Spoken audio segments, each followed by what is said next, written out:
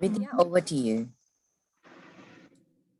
Good evening and welcome to all the Rotarians gathered here, and in particular the Maternal and Child Health REG team. Happy Women's Day to all the lovely ladies. Sharmila mentioned fellowship, so where's the wine? I'm looking for it. Jokes apart, it gives me great pleasure to welcome you all to today's session, which is a collaboration with the Maternal and Child Health Rotary Action Group. For your information, the Rotary Action Group Menstrual Health and Hygiene was formally launched by General Secretary John Yuko, I think roughly a year back, exactly a year back, probably on 7th of March. Yes. We're so humbled by the response to this new but much needed avenue of menstrual health. We've had board members and leaders of Rotary and subject experts address us in our monthly meeting, including the RI President-elect Jennifer Jones. With our focus on advocacy and environment and the adoption of reusable products, we are proud to share with you that our Break the Silence outreach programs happen across the world almost every week. And we've been fairly successful in getting the conversation going on this very taboo topic. This is important not just for girls and women, but for the boys and men too, who play an equal part in the well-being of the environment and our future generations. WASH and MCH being very closely allied with MHS, it is ideal that we work together to pursue common goals. We've had a meaningful session with the WASH team, I think sometime in June or July. And now we look forward to this session with the Maternal and Child Health team. To quote a business term, what we call as backward integration, a well-informed team entering MENARC will grow into a responsible woman looking out for her health. What better way to collaborate towards this goal of better health for mother and child, reduce neonatal and maternal mortality and congenital defects in newborns. So once again, ladies and gentlemen, hearty welcome to all of you. And here's another great collaboration. Florian, over to you. Thank you. Yes. So, dear Rotarians, I'm pretty sure to introduce to you now the first speaker, my dear club member Rotarian and Paul House Fellow, Martina Möllers. Martina studied laboratory and tropical medicine and holds a degree in international global public health. She's a member of the Rotary Action Group for Reproductive, Maternal and Child Health. She has worked now for over 20 years in an international setting with the focus on topic of mother-child health. She worked around the globe, once in the Asian Pacific region and mainly in the area of Africa, especially in Ethiopia, Tanzania, Congo, Zambia, Malawi, Botswana, and Namibia, as well as in Cameroon, Nigeria, Togo, Gambia, and Senegal. Mother-child care is enormously important for Martina, as well as equal rights and education for women. She wants women all over the world to be educated enough that they can stand in for their rights, don't get caught in poverty, and can stand up against early marriages. Therefore, women must be educated in topics like family planning and prevention against unwanted pregnancy. Please, dear Martina, it's your stage. Thank you very much, my Rotarian fellow and club member, Florian. Thank you. So let's share the moment. Wait a moment. Now I have to share. Wait a moment.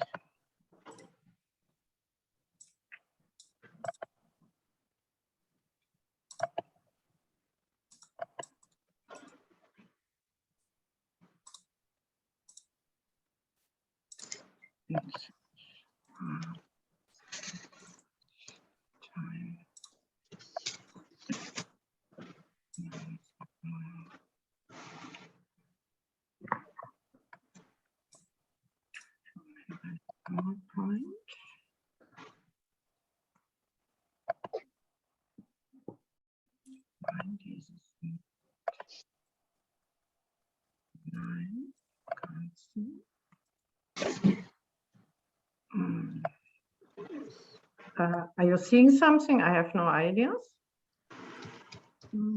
Yes, we can see Martina, but you have hello. to. But it is not the right.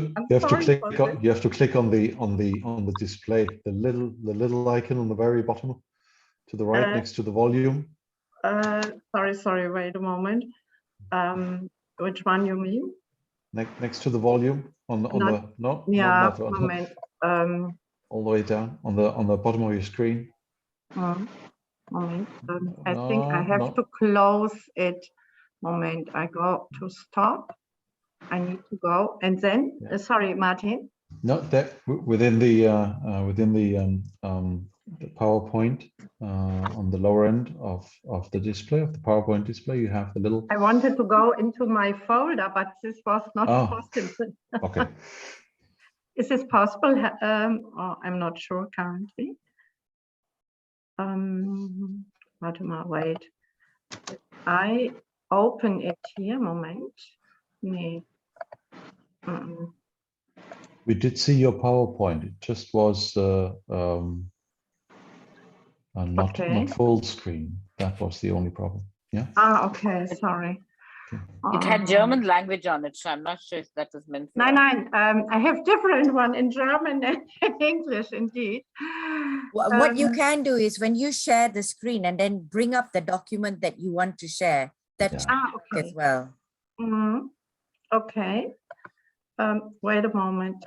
So far, when I share now, sorry, Bildschirm, I have to give the screen for free. Yes, of course.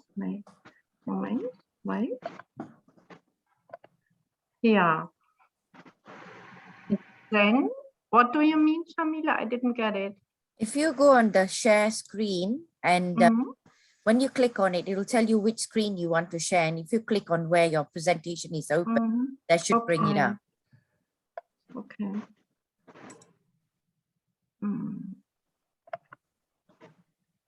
That's a good question. Sorry.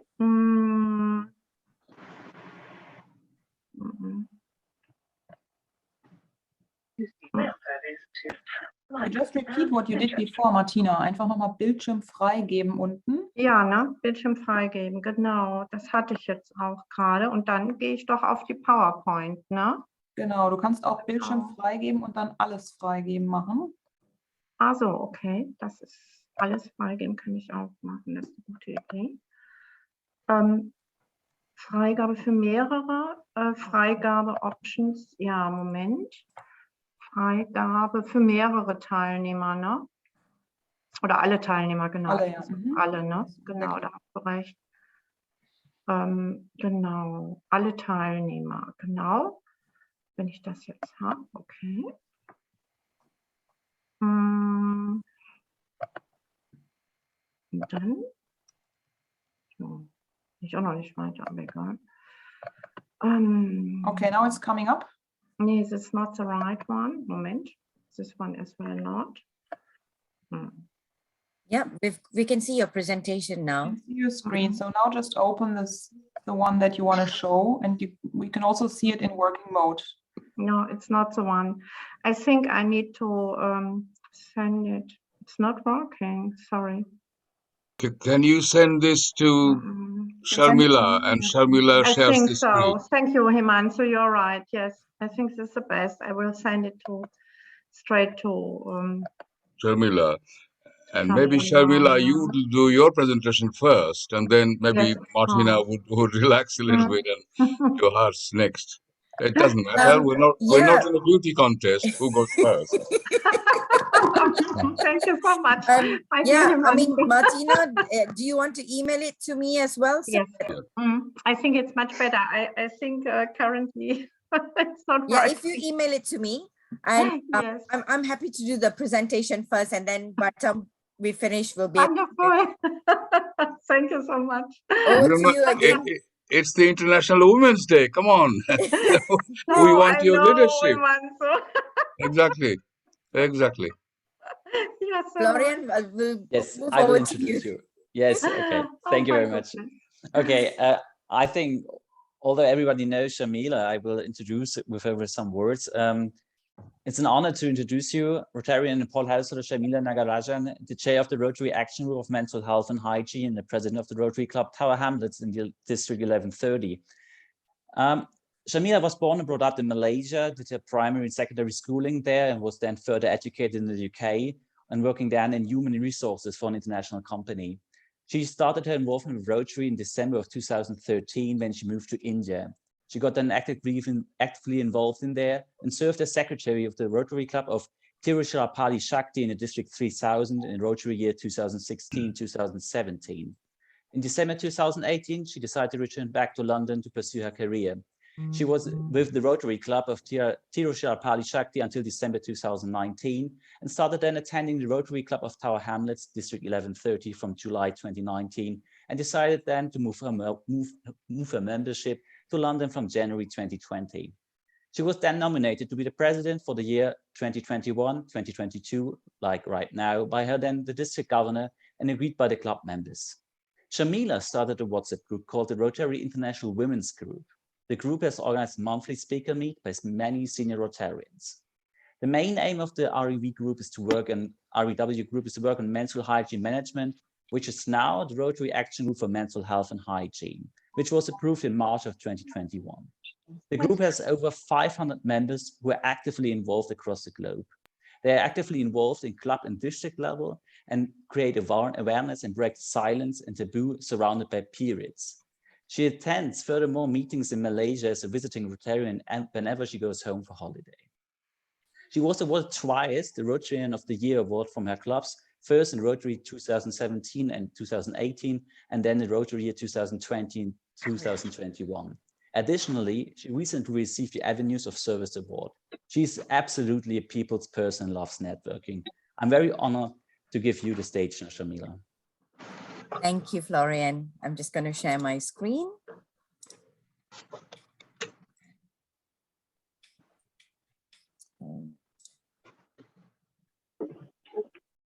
Right.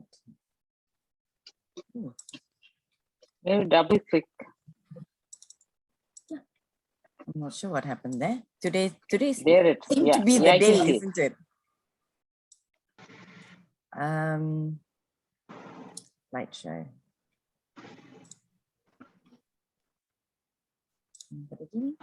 Right, that's fine. So good morning, good afternoon, and good evening to everyone here today. And thank you very much, Florian. This is our Rotary Action Group's logo that was approved by the Rotary Board of Directors and members. And what we do is we want to break the silence that's on generation equality and the stigma and period poverty. And the major objectives of the action group is to give dignity to women and girls, enable them to live a self-determined life, have access to education and economic self-maintenance, reduce menstrual waste. That's always a topic that everybody loves to talk about, and how we can save the environment and protect it. Create awareness on sanitary products that are available. Encourage the use of reusable sanitary napkins or menstrual cup disc where suitable. Educate young boys, teenagers, and on periods. Break the taboo and the stigma attached to periods.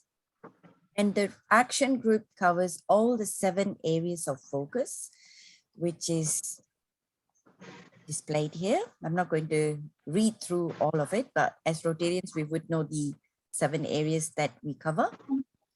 And the statistics does vary. Some says it's 1 in 4 teens that have missed classes because of lack of access to period products. In some places, it says 1 to 10. So I guess I've decided to go with 1 in 4.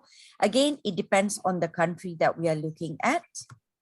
And 40% of girls remain absent from school during their menstruation. And school absenteeism was significantly associated with the type of absorbent they use, lack of privacy at the school, restrictions imposed on girls during menstruation, their mother's education, and the source of information that is passed on to them. The global menstrual scenario UNICEF findings are, in the US, 1 in 5 girls miss school due to lack of period products. In the UK, more than 1 in 10 have to improvise on the sanitary napkins. And we can see the stat goes on there. Burkina Faso, 89% no sanitary facilities, use sanitary pads, is feared for causing black magic to cause infertility. Kenya, women on periods cannot walk near livestock, trading for transactional sex in trades for money to buy sanitary products.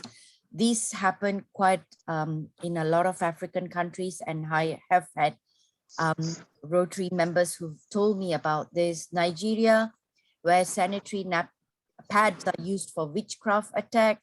These are some of the myths that are out there, and I'm just stating it. Bangladesh, 89% use old cloth made to stay in separate quarters. 73% missed work unpaid. That's average of 6 days per month. In Iran, 48% girls believe menstruation is a disease. In Nepal, 89% prevent them from regular activities. These are some of the stats that we found. And environmental by numbers, menstrual pads are made of 90% plastic. Plastic products can take up to thousands of years to compose in landfills or in the ocean. And half of the UK women flush tampons away. And this has been estimated that 1.5 to 2 billion menstrual items are flushed down the toilets in Britain in each year. And the approach to break the silence, creating girl-friendly sanitary facilities, improving access to sanitary products, increasing knowledge and skill, enabling a supportive environment, which is very important. And plastic kills up to 1 million seabirds, 100,000 sea mammals, marine turtles, and countless fish each year. Plastic remains in our ecosystem for many years, harming thousands of sea creatures on a daily basis.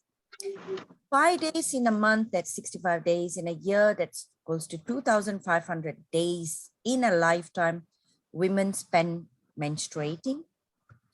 And the cost-effective solution is using reusable sanitary napkins, biodegradable sanitary napkins, or menstrual cup. And the sustainable solutions, that's what they are. That's with regards to using a menstrual cup, there's no rash, there's no cash, there's no trash. This is the words by our medical director, Dr. Meenakshi. And a menstrual cup costs between 10 to 40 pounds and can be used up to 7 to 10 years. And the average cost of a menstrual cup here in the UK is 23 pounds. And a menstrual cup for 10 years, that's 23. Working out the mathematics there, we do save a substantial amount of money as well, and we're saving the environment. Yeah. And the ideas, encourage your circle of friends to use the menstrual cup, give them the part of the birthday gift, speak to your colleagues at work, write about it on social media, and lastly, spread the word and break the silence. That's all from me. Thank you very much.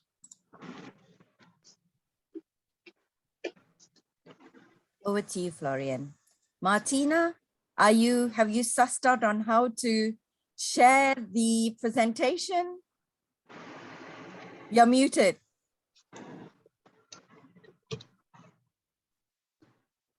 I send it to you, Shamila. Okay, that's fine, no problem. So I will. No, I don't want to experience it today. No, sorry. No problem. I'm just going to download it so that just makes it easier. Yeah, everything is okay.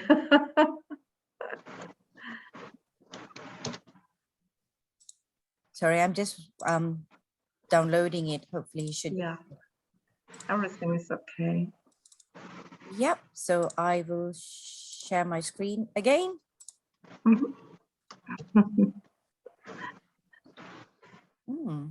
Okay.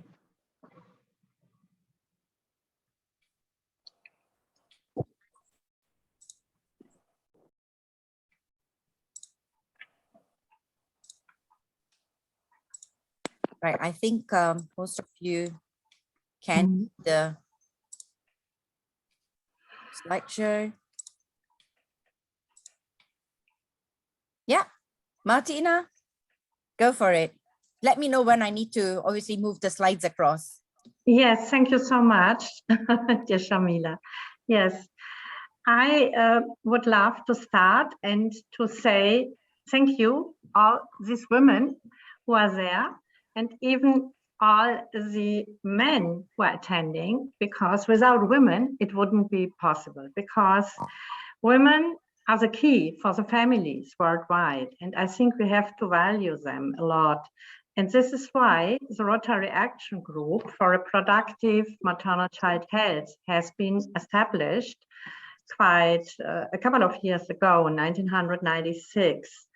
And it has been regards to Professor Robert Zinser. I think he is currently not available. I can't see him, but one of another fellow, it is Talke Schafranek, and as well I saw Michael Morat, who is representative for RMCH as well Europe.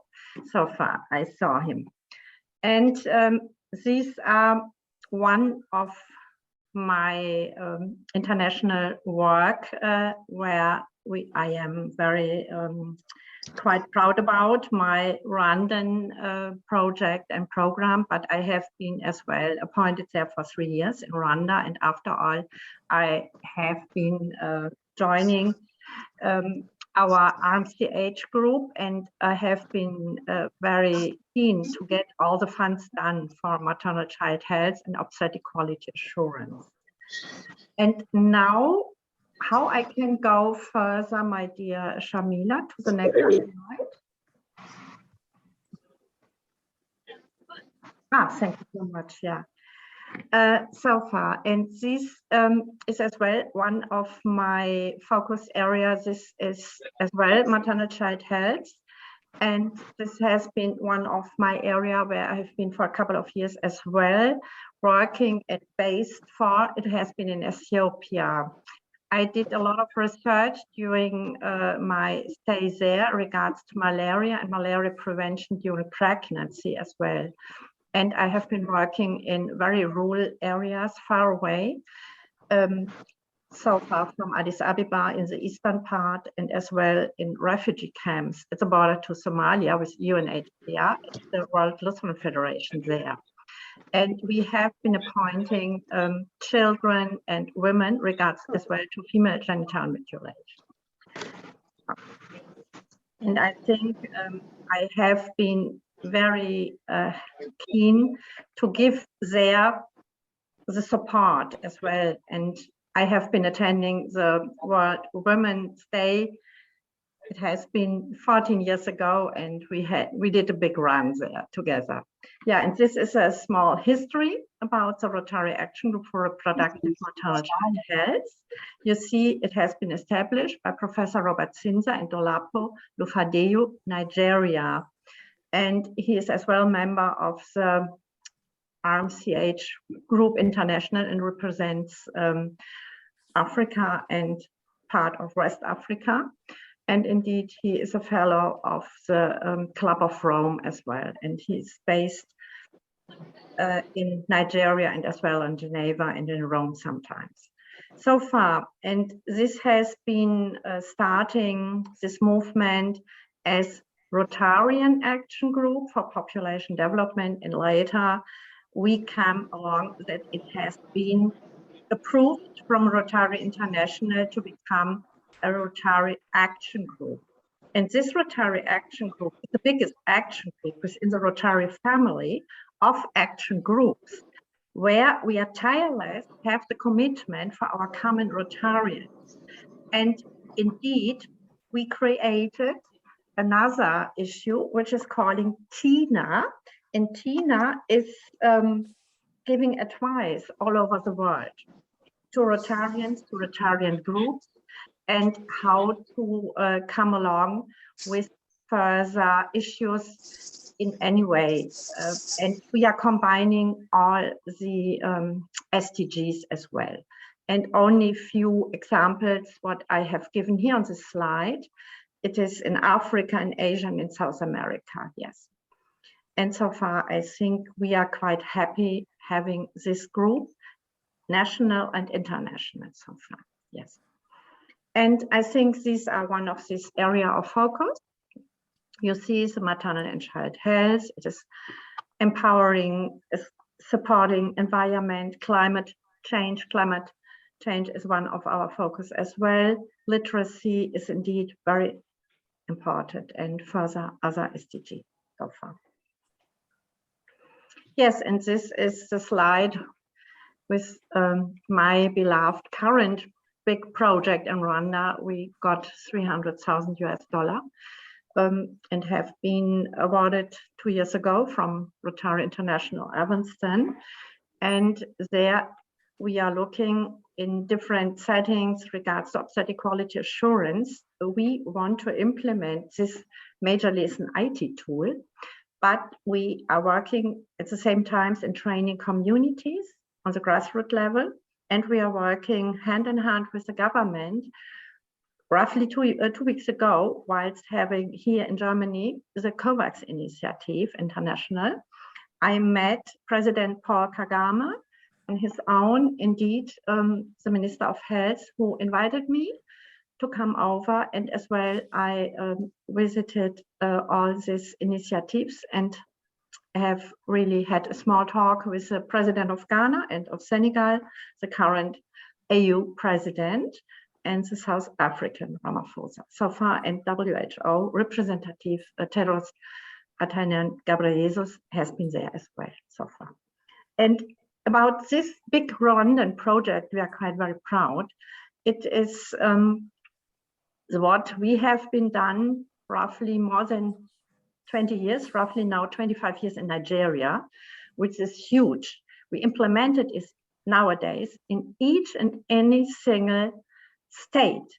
Does it mean in 36 states in Nigeria in total? And the government of Nigeria is quite proud about our initiative, and it has been done very successful, and we could really be so proud about, because we have been reducing the entire maternal child health ratio and the mortality ratio in total, and we are working there ongoing with all the clubs and the Minister of Health and the entire government in each state so far, in the north, in the east, in the west, and south, indeed. So far.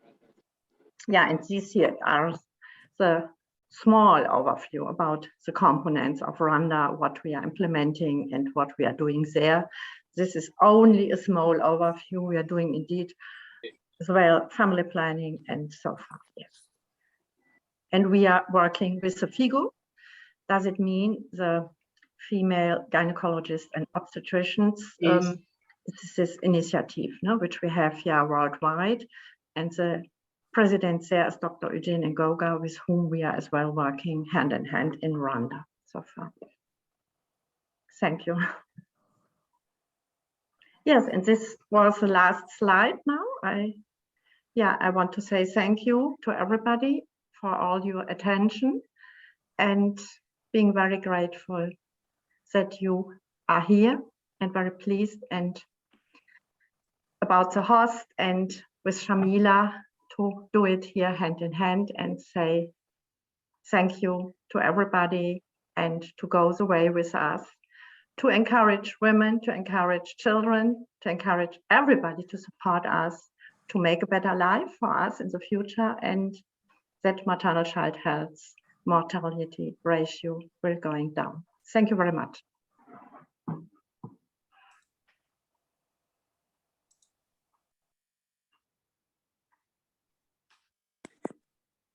Martin, you're muted. I am. I didn't want to let anyone. I didn't want my clapping to just to overwhelm. Yes. If anyone has some questions, please kindly leave them here. Do we have another speaker? No, it's just the two of us. Okay. Because I would have a question for you, Shamila. Yes. You mentioned before that the importance of educating also the young boys on menstrual health matters. And I would be interested to know how is your experience there, and how do these projects actually look like in terms of implementation there? Vidya, would you like to answer that? Because she does a lot of the hands-on work in India. She's the vice chair for the action group. Yeah, could you just repeat the question for me, please? Yes, it is mentioned that it is on the importance of educating young boys on menstrual health matters. Yeah. I was just wondering how such projects can be implemented, and how are your experiences with educating young boys on these matters in rural areas, especially? Let me put it this way: the authorities are closed. The boys themselves are open-minded. So where we've been able to convince people that we need also to speak to the boys. So if we go into a co-ed school and we tell them we also need to speak to the boys, the schools may resist. But the boys, when we have managed to address them, they're extremely open, they're very curious, and they are happy that they understand what is going on in the women in their lives, with the women in their lives. And we always do two things. One is because we want to reassure girls on the dignity. We try to tell them that you're the carrier for the future generations. So you're very important. Without you, there is no future generation. And if that point goes through to both of the men, the boys and the girls, it makes a good impact. And two is, it's an equal world.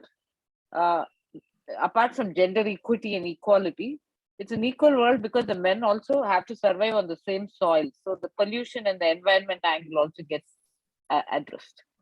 So if I'm going to eat poor food, the same food is also going to be eaten by the men and the boys.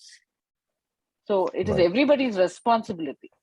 It is not just women who bear the burden. So when we speak about these aspects, everybody is on board.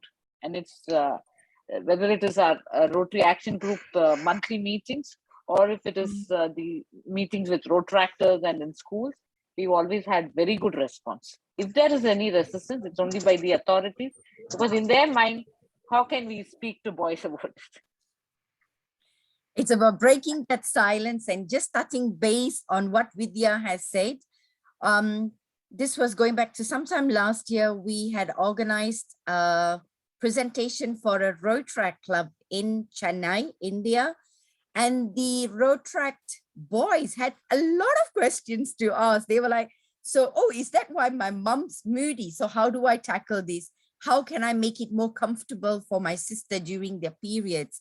We had a lot of questions, and it was very well received by the Rotaractors as well. So that's another way we do approach is we also speak to the Rotaractors, boys and girls. So you have some success stories of schools where you broke through that resistance and managed to educate the boys. Yes. Yeah, we do it across groups. Yeah. I would say schools is one group, Rotaractors is another. We have institutions. So we speak to men and women in different institutions, and also in the community, like the Rotary, for example. And we cover topics right from menarche to menopause and everything that goes in between, whether it is PCOD, PCOS, or fertility issues, cervical cancer, everything which goes in between, in the space of women and menstrual health. The life stage. Right. Martina, how's your experience in Africa, or in the same, with the same aspect, with regards to educating the male part of these rural communities on menstrual health issues? I think it's dependent on the area, it's dependent on the region where I have been working for. I would say in Rwanda, we are quite forward about the situation to educate as well males, and this is quite much easier to approach them and to educate them regards to sexual reproductive health. in other settings, what I have seen, for example, in Ethiopia, has been quite very tough and not easy, because the women have been quite suffering a lot, not only regards to FGM and circumcision, as well, majorly in so many different settings there for the males, they didn't accept really to train them and to come through. Nowadays, from the young generation, which I have been as well getting to know, they're quite changing their behavior, because I did as well with the University of Edinburgh and the London School for Hygiene and Tropical Medicine a CAPS away on this topic as regards to knowledge, behavior, change, and as well practice. Only the young guys now, they are starting to change their behaviors. But in West African settings, it's quite very, very, very difficult to approach it. And I think there is a way to go, because I have been 1.5 years there, because I'm a WHO member for emergency medical team. And I have been there for a couple of months. I have been in Central African countries. I have been there in Cameroon. And not only for the COVID prevention program, I have been as well there for trainings regards to sexual reproductive health, and have been talking with the WHO representative in Cameroon and Central Africa there, and with the government leaders. And it's still a lot of things which are there missing, and what we need really to do to approach. And I have a good friend who got a scholarship here in Germany, who is Cameroonese by native from Cameroon. And he is a professor and recognized, and got his habilitation as well done here in Germany, the University of Tübingen. And he has been working a long time with the Charité of Berlin. And he's now in Douala, the president of the university there in epidemiology and tropical disease. And he is joining different settings as well with, for example, with Yaoundé and with Ghana and with other countries in West African settings. And he told me always, and we are seeing each other frequently in seminars and other settings at workshops, there's a lot to do. Yes. What needs to be done for males? Yes. Thanks, Martina. Shamila, another question. You elaborated a bit on the menstrual cups, which is a fantastic idea. I have two questions basically. They have been around for so long already. So why haven't they not been distributed as far or as deeply as we would wish? And second question is, which alternatives are out there to menstrual cups that could be made available? Sustainable alternatives. Okay. Menstrual cup, I guess a lot of people, I got to know about this only, very in the last 2 years. I didn't know about menstrual cups. It has been around, but it's not very widely advertised. One, maybe, obviously the big guys who, the Procter and Gamble, they're going to lose out if somebody's going to buy a menstrual cup and use it for 7 to 10 years. Their business of sanitary napkins is going to go down. That's one way, probably why it's not promoted.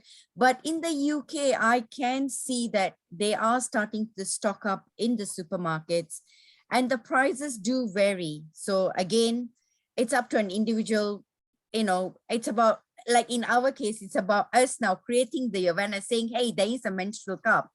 That's an alternative option. And second question, this one is using sustainable products like reusable sanitary napkins. That's the washable ones where you soak them for about 10 minutes in cold water, rinse it out and hang it out to dry. That's the sustainable one. Or you do have the biodegradable ones where you can use, it's a one-time use, and then it do degenerate in the soil. We recommend menstrual cup, but obviously, again, going back to cultural backgrounds, some people are not comfortable in using menstrual cup unless they are sexually active. So again, don't push it. We as women, we want to make sure there are options available. So here you go, there's menstrual cup, there's reusable napkins. You know, which one are you comfortable with?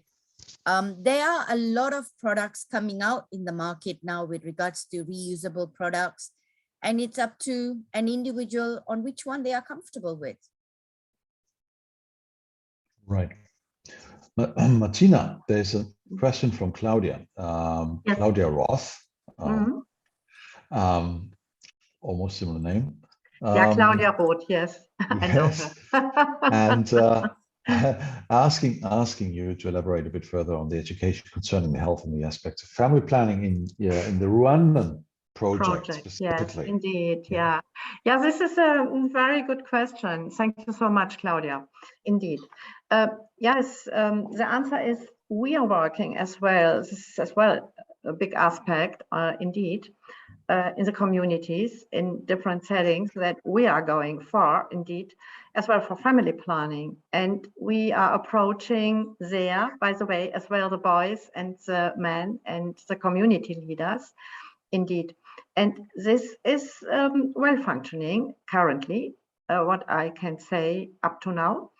And we are monitoring it, we are evaluating it, and we have certain tools to come along with.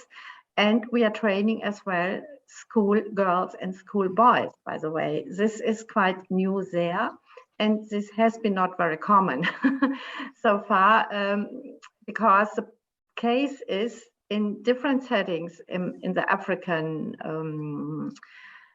countries, and I think in Asia this is probably similar, what I have seen from Papua New Guinea, for example, where I have been the country director for World Vision US, by the way, so far. Anyway, what I can say on my own is in African settings, the faith, religious issues is a big issue.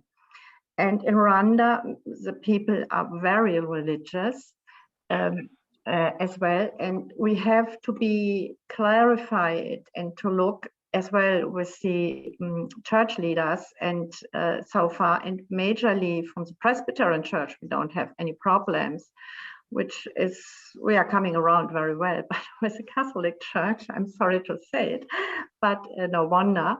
I think they're doubting, and they had very, very cautious about our programs, awareness and trainings regards to family planning. But nowadays they're becoming more open about, and I have very good fellows there in the Ministry of Health, and including the president himself, His Excellency Paul Kagame, who is a Catholic, by the way. And he wants it, and he's quite keen to implement it as well in his policies and the guidelines of the Minister of Health. So far, he's quite straightforward, and he is always telling as well in the retreat each year, once a while, tells his fellows Rwandans to use the fertility rate, because he wants to go more for education. And this is what we are currently wanting as well. We are doing it and implementing it regards to health and education, to combine it. It's an ongoing process, and so far, yes. I hope you are happy, Claudia. Thanks. Good. Thank you, Martina. There's another comment here. Everyone has seen that before. Indive asked if, and that question goes out to Vidya. I guess if you have thought of, or what do you think of the idea to appoint male champions and ambassadors to engage the boys in communities or schools in order to have an ongoing process there of education? How do you like that idea? It's a great idea, but we've just kind of broached there. So it's a process. it's a process, and we'd like to get there. And I think we would find it faster in the road tractors, and probably in the community. Let me say, for example, there is a state in India, Kerala, where there is one particular district. They have distributed 5,000 menstrual cups, and slowly they want to convert. They've taken one subset of the corporation, and they're trying to convert it into cups, so that they can totally do away with the trash problem which comes from even reusables, for that matter. So, we have a lot of potential to develop such champions, not just in schools and among the youth. The reason we want to concentrate on the youth is they are the future generation. So if we educate them, it's good for us. But we are finding limited success with corporation officials and government officials. And I think that's the way to go, even for developed countries. If we are able to convince the authorities that you have something here which is going to save you dollars on your trash, I think that's something which appeals to them.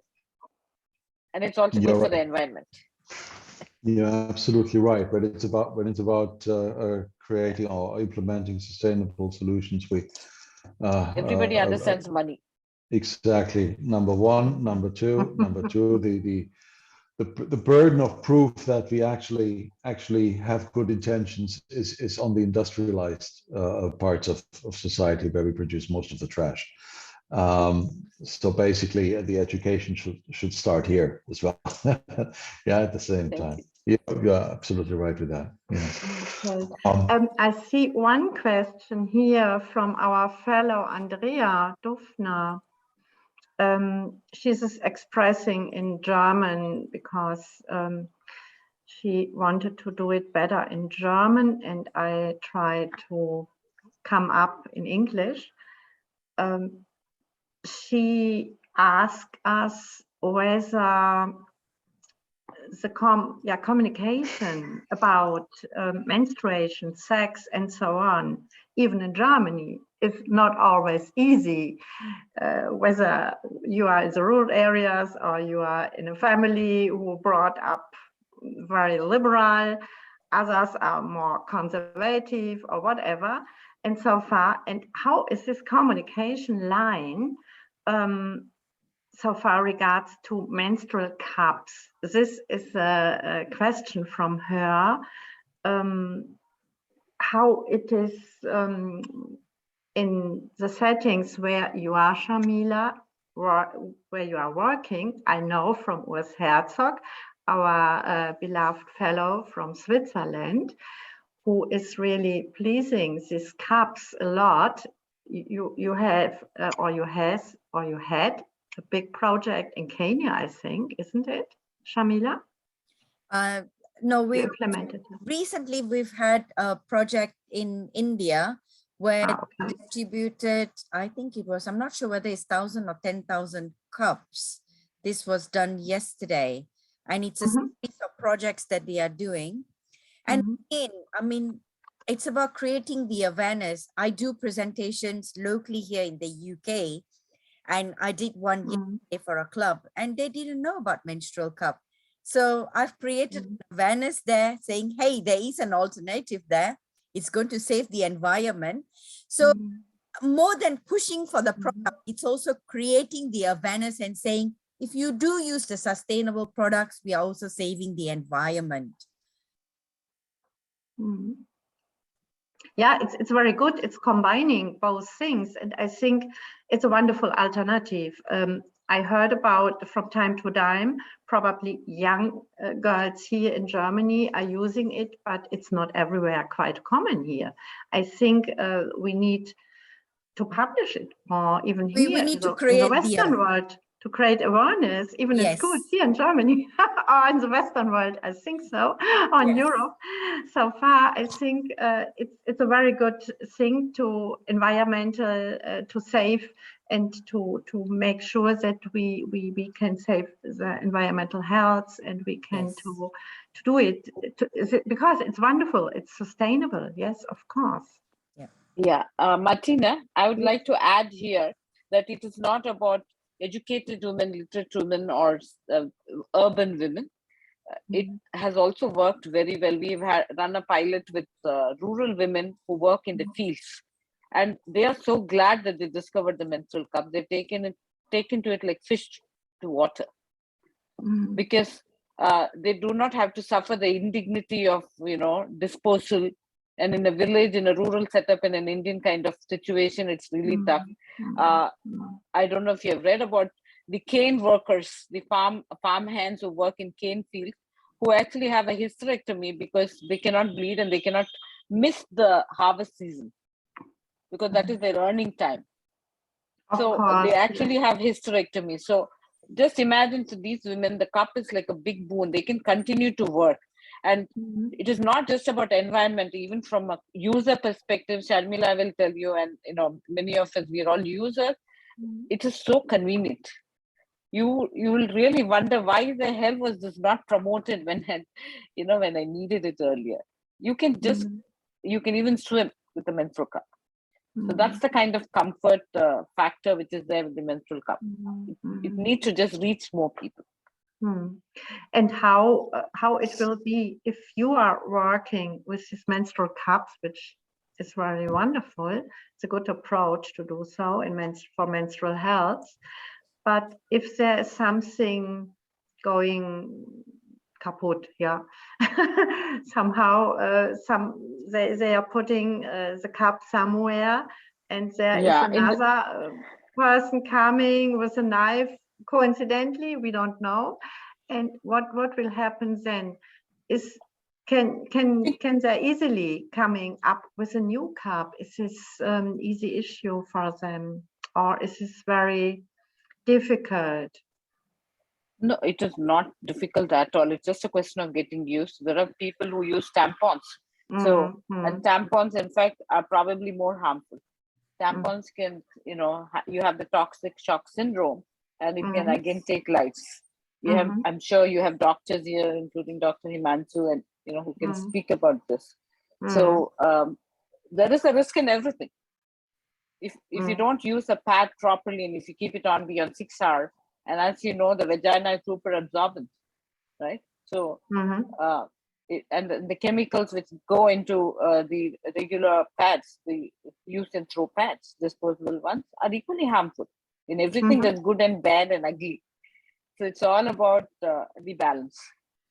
And educating. And educating. It's always about the right education. way to use things. Ines had a point to add about the users, Ines. She's talking about. Yeah, just one thing I wanted to add. My club and another one were partners in a project that it was really amazing. I have never been into a jail, and it's quite a kind of terrific and very good experience too. Women in jail has had no money at all. So every month, with every month they have the period, and they have to. They have to ask for money to buy some products, some sanitary pads. In some jails, there are some experiences that are not very good. They have to do things that are not well for them. There is abuse for many people there in jail.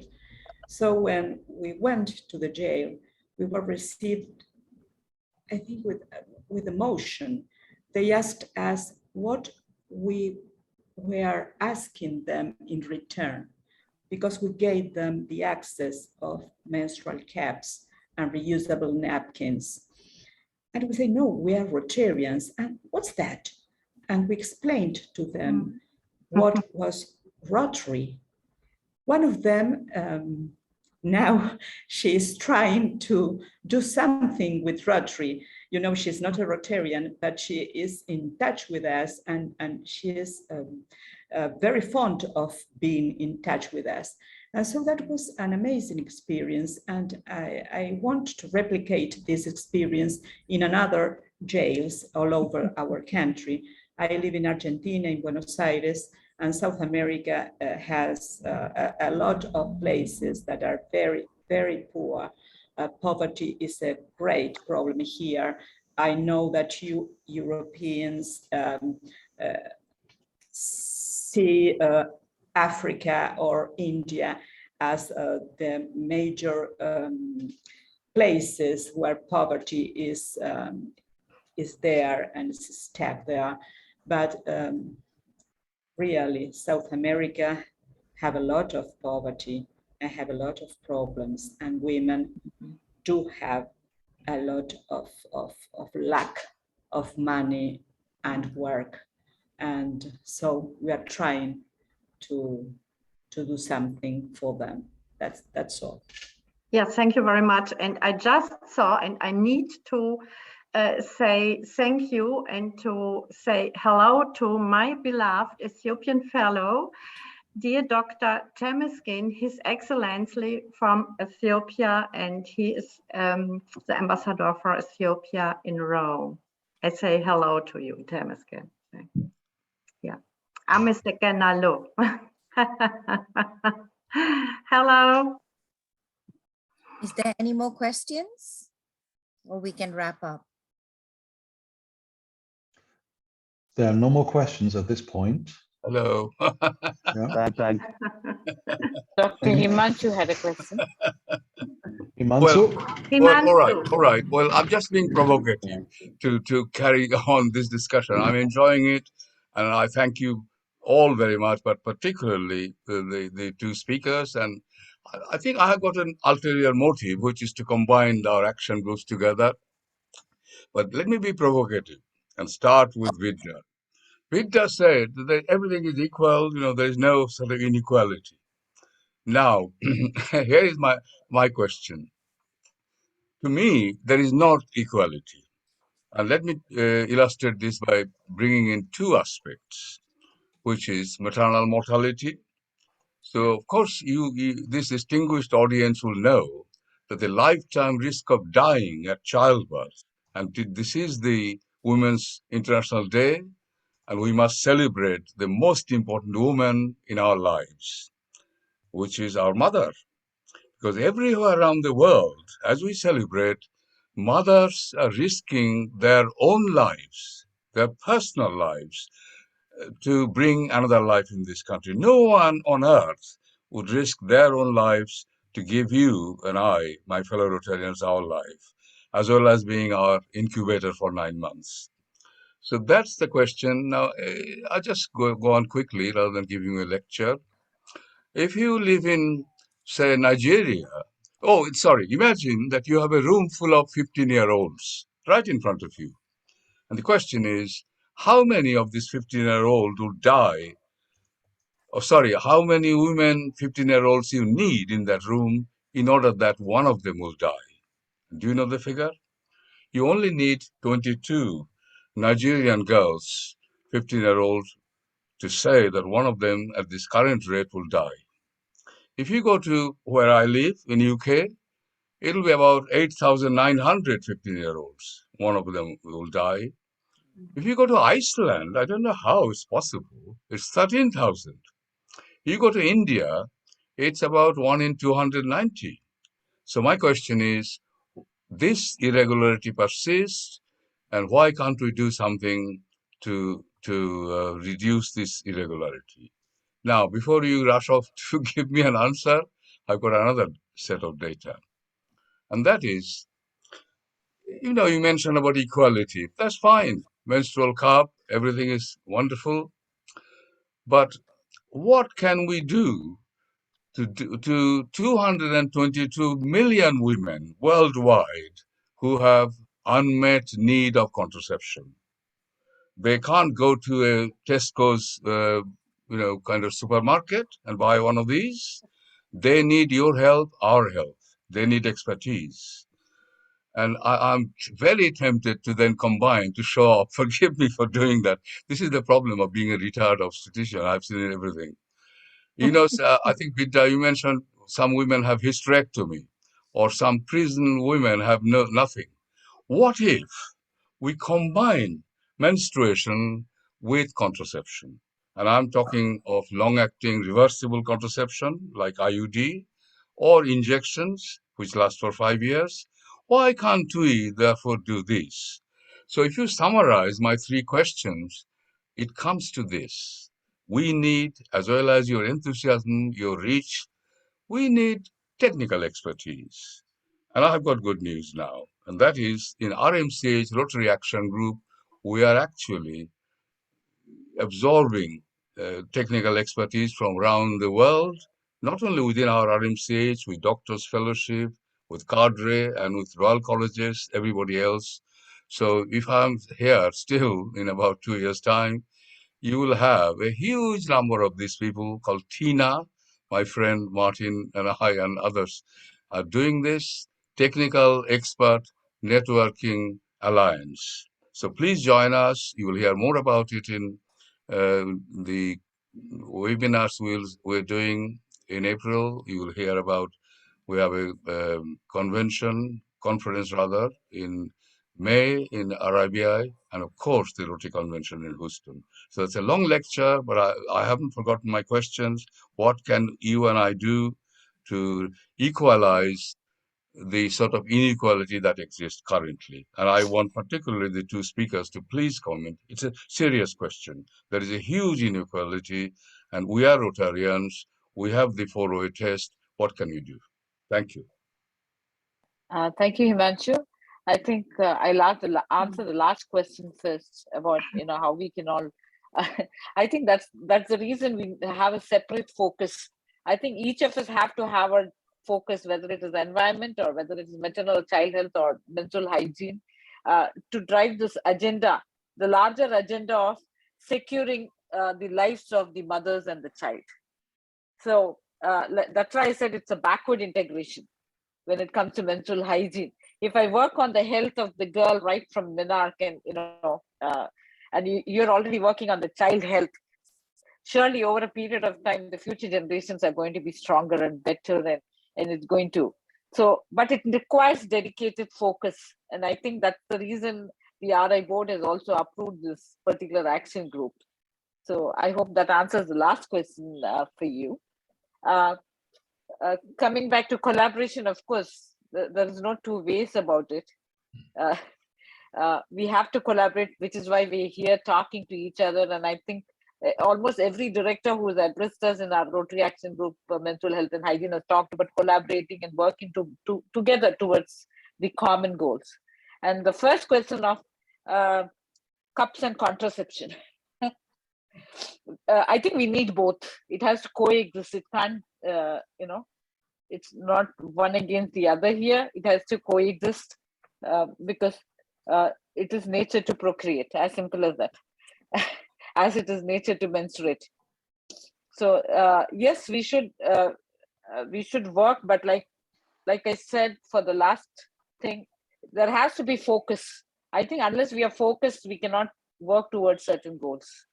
So I think you should do what you're doing, and we should do what we continue to do, especially in this aspect. What do you say, Sharmila? Yeah, I mean, with regards to maternal, child, and health, where we could fit in is obviously we tend to speak to a lot of the younger generation kids, where we can actually educate. We can also educate them on sex education so that they are aware of what's going on when they grow up. And at the same time, we're also telling them, we are educating sex education as well as the products that are available. So it's working hand in hand. And again, if we are looking at someone who's addressing on the maternal child health, once they've had their baby, they can use reusable sanitary napkins because they won't be able to use menstrual cup. According to Dr. Meenakshi or a gynecologist, I think they can only use it after about 4 months or 6 months after they've had their baby. So again, we can encourage them to use reusable napkins until they are able to use. So these are the ways that we can encourage, and obviously working hand in hand, educating. Again, we do have to touch on the topics of health, PCOD, fibroids, all the health issues that come with it. So it's not a tiny picture, but it's a big picture that we both, or a lot of the RACs, have to work together. Could I comment on that? Absolutely. You have actually agreed with what I was just suggesting, but maybe I didn't quite highlight that. And it is this. If you look at individual Rotary Action Group, and that includes us as well in the RMCH, we're very large, we have to put our hand on our heart. We are not experts on everything. So that the whole idea of TINA, Technical Expert Networking Alliance, is aimed at that. We are looking at the world stage where people would respect us, because we'll have, if you like, I'm just putting a figure out of my head, 200 experts. Now their collective expertise and their collective impact on creating other resources is huge. You and I, not in a million years, will be able to do all that. So my message there is, please think of that, unleashing this hidden power of experts in our midst. We are not the best experts individually or even collectively. We need to be coalesced together. Does that make sense? To have a platform where we actually combine expertise available and accessible to others, and where we build this toolbox where we can refer also to each other and to our experts in order to just create better impact outside. Yeah. Yes. Certainly. Well, Wherever there is expertise, we will borrow. Yeah, we'll be WHO of Rotary, you see. Mind you, I don't want to sell that to my WHO friends. But seriously, you see, what matters is not the expertise in our head or in a Zoom meeting like this. What matters is, would that expertise be available in Rwanda or in remote parts of Northeast India where people are struggling? And let me just, I'm sorry to hold this forward, but you touched a raw area. I want to go on for hours. So stop me in a minute. No, seriously, look at Rotary. And I've been a Rotarian for 42 years now, so I can speak with some confidence. What do? We go to a hospital somewhere, and visit, and they say, and we ask them, what do we need? They said, oh, we need a fetal heart monitor. Right. And then you buy a fetal heart monitor, and without checking that if the abnormalities are found, what do they then do, etc., etc. We need experts. We need people who are the ground level. We need everybody together. That we create an action, and that is the Rotary's vision statement. So sorry, thank you. Somebody was trying to say something. I want to hear your views, not give you a lecture. Yes, fully agree. And we have as well the med box. And I think this is available for everybody. And we can combine a lot of things, all our knowledge from both sides. I think it's quite, then we are more powerful. Yeah, in my opinion as well. Yeah. So many knowledge there, and which makes sense, of course. Good. Wonderful. Any more questions? We do not have any further questions at this point. That's fine then. I think we can wind down. We can wind down. Yeah. Ines, for the vote of thanks. Okay. Well, first of all, good evening for all of you. It gives me an immense pleasure to deliver the vote of thanks for this event. I would like to thank both speakers for their inspirational thoughts. Thanks, Sharmila and Martina, for you are great representatives of empowering women. Sharmila, you gave us, as Rotarians, the possibility of open our eyes and get awareness of menstrual poverty. Break the silence is just the top of the iceberg of such a huge problem. Thanks, Martina, for the incredible work you are doing all over the world. Educate women in maternal child health in such remote places became a challenge and inspiration for all of us. Both tracks are making history in women's lives. Both are changing lives. Thank you for your time and for this magnificent presentation. Well done. Thank you. Thank you so much. Yeah.